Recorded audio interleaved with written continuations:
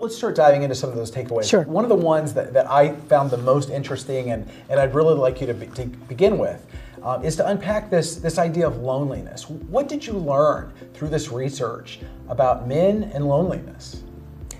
Well, I like to start by saying, just Google, men have no friends.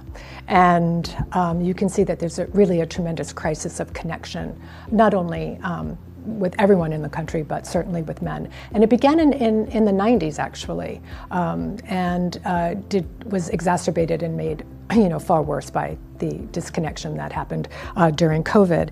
And the National Academy of Sciences, their proceedings actually names loneliness as one of the most harmful things to human health. And we found that in our study, only 37% of, again, as Len said, high confidence study, you can extrapolate this out to the population at large in the country, only 37% of the men who answered said they did not feel lonely. So how many? That leads, 63% who do. And men, they're not going to admit it too.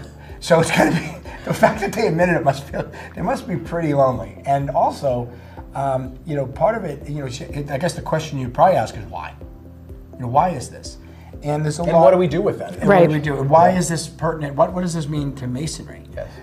Well, I think I'll jump right to that. I mean, Masonry is about brotherhood, and it's not just any brotherhood. It's brotherhood, truth, relief. We all know the words, and we'll talk about that in a little bit. The values, but it's really about since the 90s, a lot of the ways that the structures by which people naturally made friends have been eroding.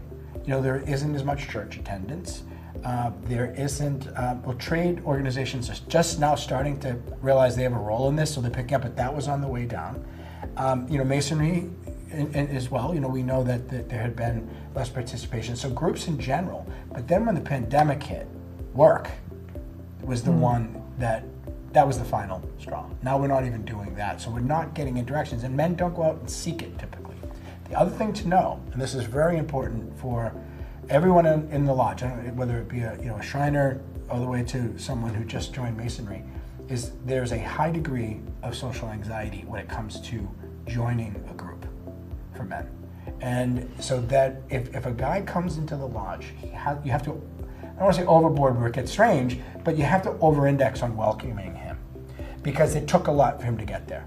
And that means whether it's an email, or a piece of paper or someone right in front of you, we need to make sure we're really opening our arms because they're already apprehensive about any sort of social interaction, and that's really been exacerbated.